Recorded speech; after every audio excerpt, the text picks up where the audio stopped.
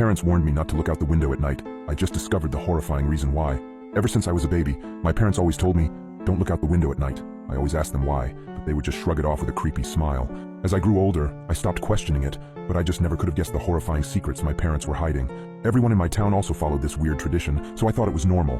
That was until I went to college and noticed that none of the other kids were like this. So during Christmas, when I went to my parents' house, I remember them telling me not to look out the window. I gave them a smile and a small chuckle before telling them I wouldn't. However, curiosity struck me the moment they left the room. As I lay in the dark, I came to a decision. I was going to look out of the window. Just as my hand came to the sheer white curtain of the guest room, I paused. My mind flashed to that one time when I was 12. My parents were talking in the kitchen. I was home with the flu and was about to make my way to the sink for some water, but I stopped at the doorway. I hid behind the wall, peeking my head out from the doorway just an inch. My mother was crying and my father was holding her and rocking. That poor little girl. I feel horrible for her family, whispered my mother. My father just nodded and continued holding her.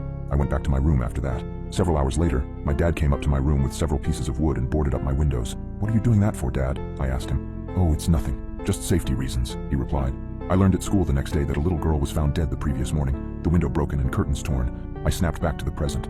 My hand drew back from the curtain. I shook my head, cursing myself for being so weird. What was the worst that could happen? It was just a window, it couldn't hurt me, right? As I reached my hand out again, my instinct was telling me to stop. My gut twisted as I reached nearer and nearer. Just as I touched the curtain, a painful howl came from the forest surrounding the house. I flinched back, deciding to just lay down and try to get some sleep. I forgot how hard it was to get sleep in my hometown. Every night, coyotes howled for hours everywhere in town, or at least I thought they were just coyotes. The next night, I woke up in a cold sweat. I glanced over at the alarm clock next to my bed. It was midnight. I groaned and sat up in bed. A low growling sound from outside of my bedroom window. I thought back to last night and decided that I had made up my mind about looking out. I thrusted my arm towards the curtain and pulled back hard, almost ripping it away from the rod. I flattened myself against the wall next to the bed for a moment before I put one eye in front of the window. I immediately regretted my decision as I heard claws clacking up the house. I flung myself out of bed, tumbling on the floor. I stood up and got back up on the bed. I stuck my face closer to the window as the clacking got closer and closer. It suddenly stopped for a second before the most terrifying creature popped up from outside, emitting a horrible shriek as it did so. I can never forget its face, the way the hollow eyes oozed some kind of black substance, like tar, and the way its lips were pulled back into a gruesome grin, the teeth blood-stained and razor-sharp.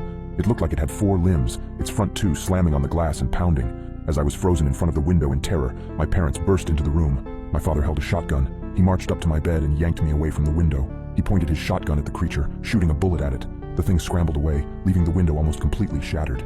Damn it, son, it was a simple task. Just don't look out the window. How hard is that? My dad shouted at me. I wasn't processing his words. I was sitting on the floor, arms and legs splayed everywhere in utter shock.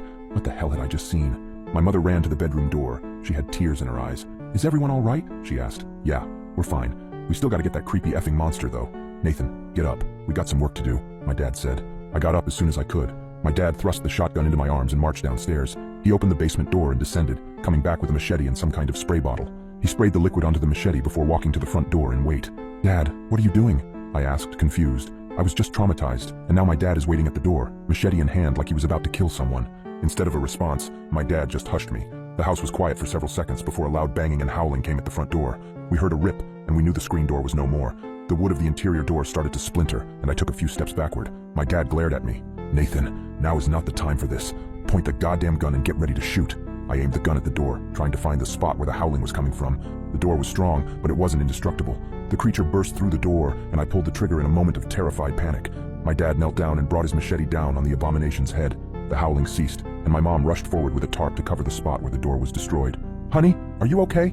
My mom asked for the second time that night. She came up to me and kissed my cheeks, as if to make sure I was still there. She went over to my dad and did the same. We're okay, both of you, get in the basement. I gotta clean this up. I asked, basement? Why the basement? Everything was going by at the speed of light, and I couldn't help but question everything that was happening at the moment.